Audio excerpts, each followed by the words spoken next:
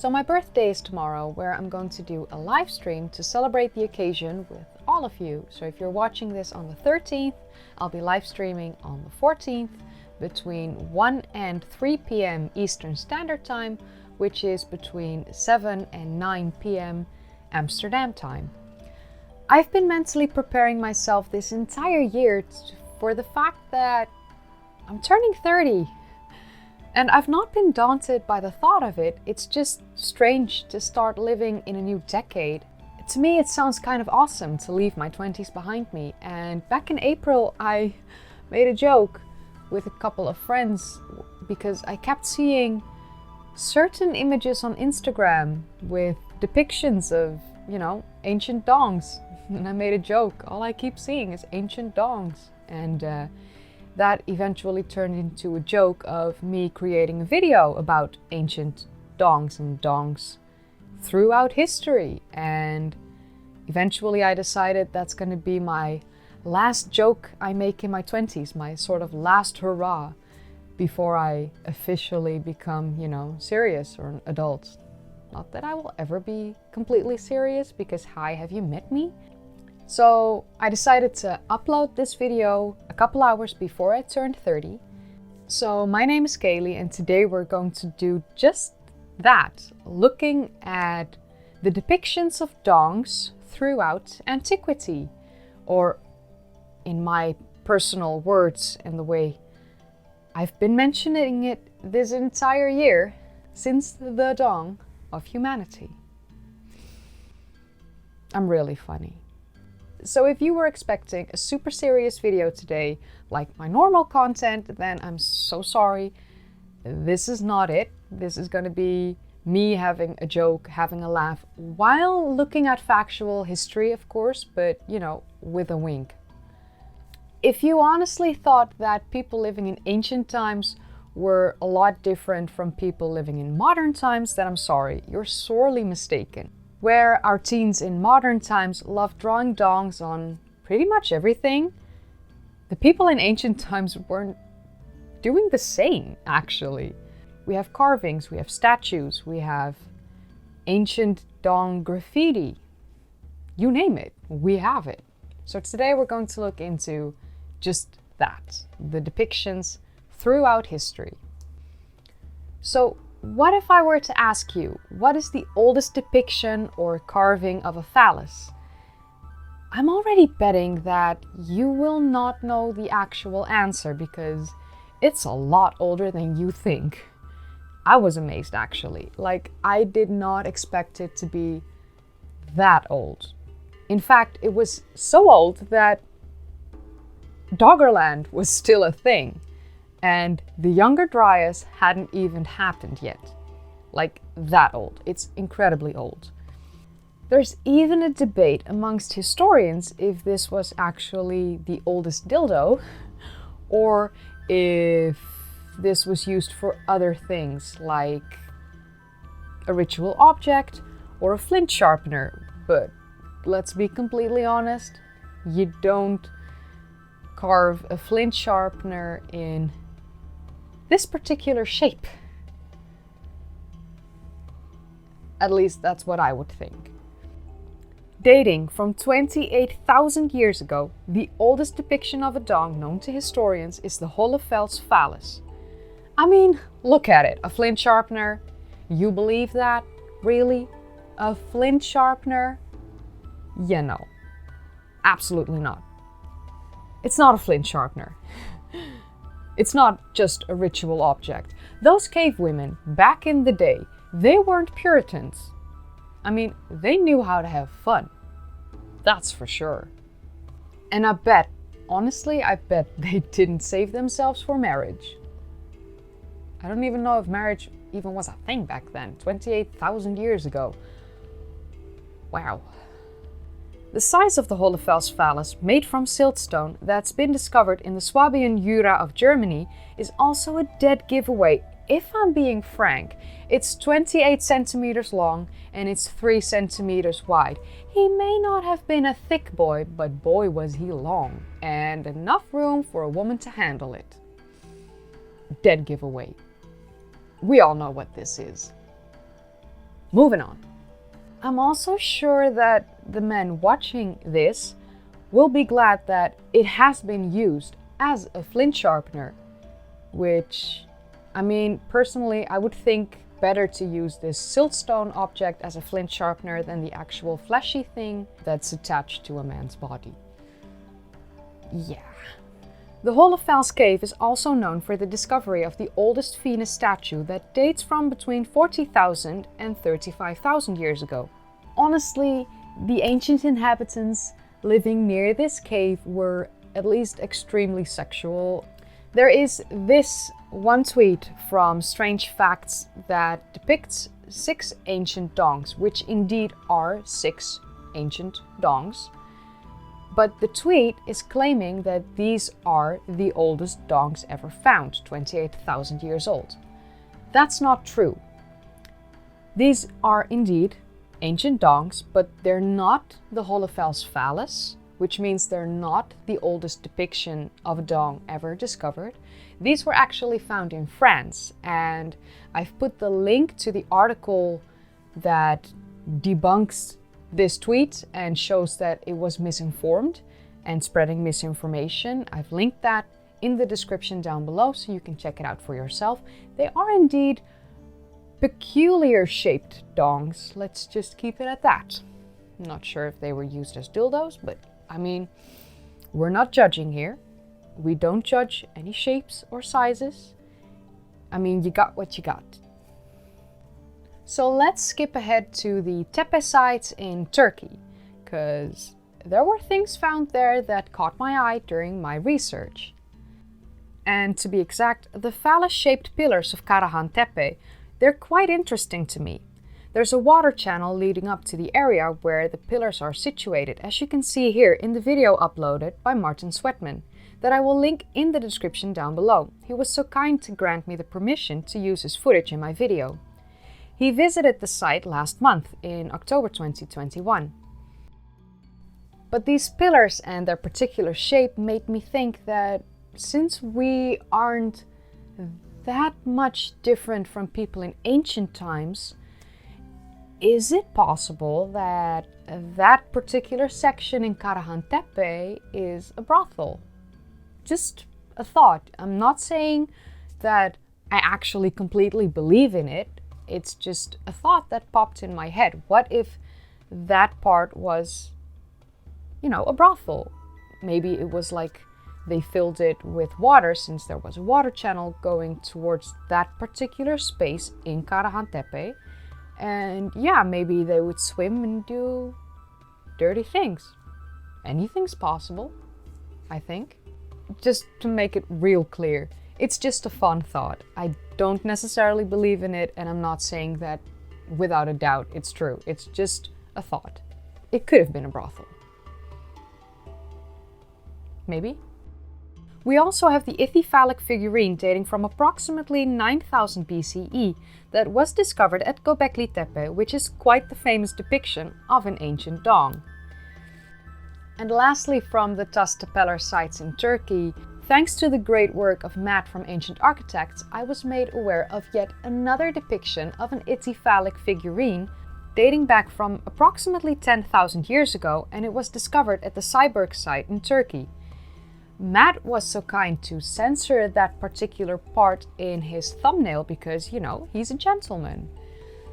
I, on the other hand, am not that kind to you today because I'm showing you everything. Sorry. Not sorry. So let's jump ahead to ancient Egypt, which was actually the main inspiration for this video because this was one of the depictions that I kept seeing on Instagram all the way back in April. Almost every single time I opened my Instagram app on my phone to just have a scroll, there was at least one of the ancient accounts that I follow that showed this in like 2 or 3 weeks on end. It was really strange to me because I kept seeing this particular dong. Every time I saw it, it made me instantly chuckle. It's a scene from the Book of the Earth, a mural entombed KV9 in the Valley of the Kings belonging to Biban el-Muluk. There's a statue of Osiris with a phallus as well. This depiction is significant because of the tale about Osiris. In the cult of Osiris, the tale went as follows. Seth kills Osiris and scatters his body parts across Egypt. Isis went to find the body parts to make Osiris whole again, but there was one she couldn't locate, which was his penis, as it was swallowed by a fish. So she made him a wooden replacement. Of course, the phallus was a symbol of fertility in ancient Egypt, which isn't as strange as you can imagine. The statuette dates from the Ptolemaic era around 180 BCE and it's on display at the Kunsthistorische Museum in Vienna. There's the Egyptian god Min as well, and even though he's depicted in various forms, the most famous and well-known one is the male form with an erect penis that he usually holds in his left hand while his right hand either holds up a flail or is just up in the air. On murals, he's not seen holding his dong, but it looks like he only has one arm. Either that's a mistake or it's done on purpose, but either way, we're just gonna have to forgive the ancient Egyptians for that. Of course, as we can all imagine, the Greeks weren't necessarily Puritans either. The god Hermes was associated with fertility, luck, roads and borders. He was often considered to be a phallic deity by the representations created of him. His name might have been derived from the word hurrah, which refers to a square or a rectangle pillar. His bust was often depicted on top of this pillar with his genitals at the height of where you would expect to see them on a man. Example given. The god Pan is often depicted with a phallus as well, although almost all of these depictions that I was able to find are from modern times and not of ancient times. The god Priapus, on the other hand, is a whole different tale. He is almost always depicted with an exaggerated phallus, which isn't strange when you think about the fact that he's the god of fertility. According to Homer, he was the son of Aphrodite and Dionysus, although there are different accounts of him being the son of Chione and Dionysus. The medical term priapism actually got its name from the Greek god Priapus. The condition of priapism is when the dong remains erect for hours without stimulation or when stimulation has already ended. The more you look at weird ancient stuff, the more you know, apparently. The city of Tyrnavos in Greece holds a yearly phallus festival, a traditional event celebrating the phallus on the first day of Lent, the 6 weeks leading up to Easter. In ancient Roman culture, the fascinum was very important. This was a phallic charm which was the embodiment of the divine phallus. In Pompeii, they discovered many polyphallic wind chimes, like this tintinnabulum where each phallus would have a bell hanging from it. It was believed that these wind chimes would ward off the evil eye and other malevolent spirits and influences. Young Roman boys would wear the bulla, which was an amulet with a phallic charm. They would wear this until they became of age. Another thing that's very famous from the streets of Pompeii is the stone phalluses adorning the walls, hanging above doorways and even hiding in the middle of the roads. Many tour guides have created a tale about these phalluses being the earliest form of advertising, and that if you follow the way they point to, you will eventually reach a brothel. But according to historians, the phalluses are symbols that were considered vital to the security of the Roman state, as they would ward off spirits. In Hinduism, the most widely worshipped god was the male god Shiva. He is most commonly depicted in the form of a lingam. It's an abstract representation of the god. The lingam has both genders depicted here, as you can see, the phallus and the yoni. The yoni is the depiction of nature's gateway of all births, or in other words, the birth canal. The Gudimalam lingam is one of the most famous ones. It's also one of the oldest Shiva linga depictions that have been discovered. Only a few are older. It's quite on the nose, as you can see from the recreation of it. The Shiva on this lingam is 1.5 meters in height, and the lingam is carved out of black granite. It's obviously a phallus with Shiva standing against the shaft. Now let's move on to the Norse god Freyr, who was the god of sacral kingship, peace, prosperity, sunshine, fair weather, good harvest, and, well, as you can probably guess by now, fertility. At the temple of Uppsala, where Gamla Uppsala is located in modern times, which I will see in December when I travel to Sweden to visit my sister who lives in Uppsala, near Gamla Uppsala, the god Freyr was represented by a phallic statue. Of course, as you can imagine, I will not be able to see either the temple of Uppsala, nor will I see this phallic statue of the god Freyr, as both were destroyed in the 11th century AD. Shameful, I know, but it's what happens, I guess. According to the accounts of Adam of Bremen, written around 1080 AD, in the middle of the chamber was a throne that was occupied by Thor. On one side of him was Wodan, or better known as the god Odin. On the other side of Thor was the god Freyr. Although instead of him being depicted as a man, he was represented by a massive phallus, and I'm sure that was one sight to behold. Many stones were erected by the Vikings with phallic shapes, and these stones are known as image stones or figure stones, and they were usually decorated with carvings and made from limestone. In Iceland, there's an actual phallus museum known as the Húsavík Phallus Museum. So if you are planning a trip to Iceland, I highly recommend making yourself a detour, put this on your bucket list and go to the Húsavík Phallus Museum, because why not? Look at some dongs. I mean, at least you'll have a cool story when you get home. I went to a phallus museum. Hell yeah. For those of you watching this far into the video and you haven't clicked off, well, hi, thank you. And you might think to yourself, well, up until now it seems like the people in the Middle East weren't that much into the phallic shapes.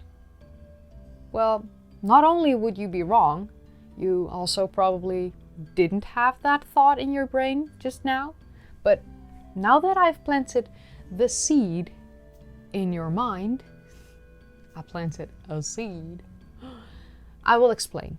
There is a cemetery in Iran near the border of Turkmenistan, and on this cemetery there are about 600 standing stones that are uniquely shaped.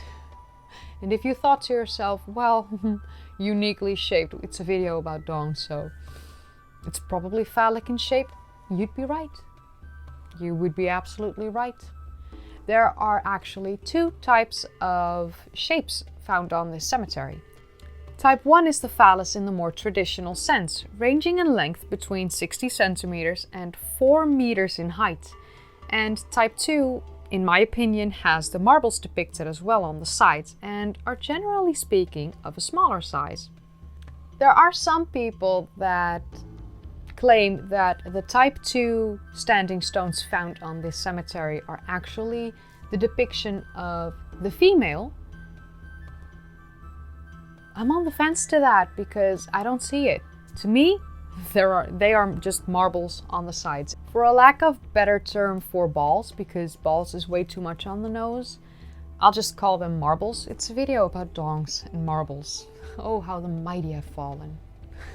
In modern times, there are tourists that have ascribed the stones on this cemetery to have belonged to some ancient fertility cult, but there's actually absolutely no indication of this, and because there's no evidence pointing towards this, I don't believe it. I don't see anything like a fertility cult. I mean, they probably just like dicks.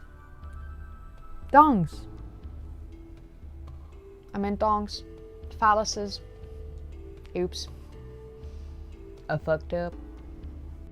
At Cappadocia in Turkey, there's the Love Valley. Yeah, you're already feeling where this is going. So let's go ahead.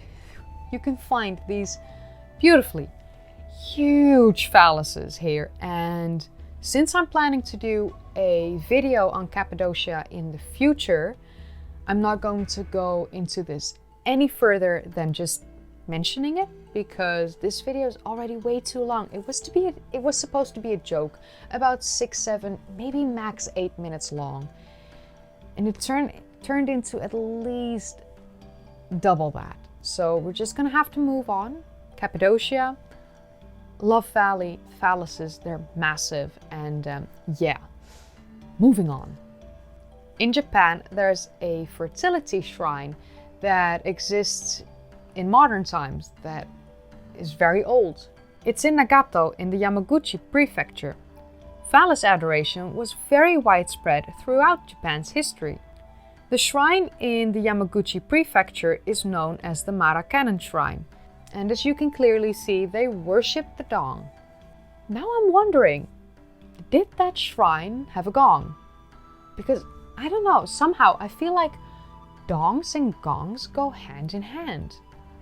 It might be just me, I might be weird. I'm making a video about dongs. Yes, I am weird.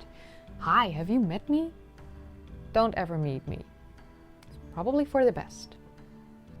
In the Yucatan Peninsula in Mexico, we have the Uxmal Royal Complex, with the largest collection of 11 phalluses. They're now protected by a roof. There are a total of 40 phallic sculptures from ancient times in Mexico. The majority of these are in the Puc region of Yucatan. The Mochi culture in Peru created very sexual and explicit pottery and depictions of certain activities, and they are also the creators of, I think, my favorite vase in existence. It's just, well, perfection. Throughout history, the phallic symbol represented the male generative powers. It could ward off spirits in the beliefs of some cultures, and it would keep their way of life safe. In modern times, it's used in a much different way. It's used to sell contraceptives, it's used in porn, in the porn industry, and it's usually the subject of jokes, which, I mean, I'm not mad at. So we've been talking about dongs and phalluses and marbles and gongs, and at this point I feel like we've reached a natural point of we could end this video right here. The ancient people of this earth really loved dongs a lot, and I will probably in the future look at the phallic shapes in architecture, because not many of you know this, but I studied architecture. I was actually on my way to eventually become an architect myself. Things happened, now I'm here, doesn't matter. But yeah, I think I would like to do that. I remember in school it was really a well-known thing to remember that if you were designing things when it came to architecture, that you always had to like double check if it wasn't depicting a phallus in any way, shape or form. Some people love it, some people do it on purpose, but we were taught to not do it because, yeah, it might sell wrong when you are ordered to design a beautiful building and you design it in like a phallus shape. One of my favorite TV shows, How I Met Your Mother. But yeah, there's this episode in which the boss of Ted Mosby designs a huge skyscraper, which is just a complete phallus, and he wants 2 round bushes at the base of it, which, I mean, just makes it even more perfect. One of my favorite episodes, without a doubt. Yeah, you want to design a building, don't design a phallus. But with that said, if you enjoyed watching this video, give it a like. If you want to see other videos made by me that are nothing like this, or if you did see the humor in it, then subscribe to this channel and click that bell icon if you want to be notified every time I upload. Make sure to turn on your notifications on your app settings for YouTube and turn your YouTube settings to all notifications. And if you haven't seen my previous videos yet, then that's a shame. I've made more than 70. I'm on the road to 80 videos on this channel. So click the link in the upper right corner or click one of the links in the description down below. Get your merch. It's the most highest link in my description down below. Click on it. I've already heard that people are receiving their first merch items, which makes me really happy because I put a lot of work into designing that stuff. Click one of the videos in the end card if you would like to see more, but you have no idea where to start. And I would like to thank my patrons of the highest tiers and my channel members of the highest tiers. Floyd, Barry, Vaughn, Jeff Henderson, DJ, Klaus Jepson, Ricky, Ira Whiteside, Malleus Flavus, Tom Barkwell, Dippler666, Timothy P. Smith and Gerald Lamontan. And the channel members of the highest 2 tiers are Philps Philps, James Fisher and Ben Oppenheimer. Thank you for watching, especially if you've come this far. I'm really proud of you that you were able to sit through a Dong video with me since the dawn of humanity. And I'll see you in the next one where I'll go back to my normal uploads. More serious, with some jokes in between. It's not about dongs, I can promise you that.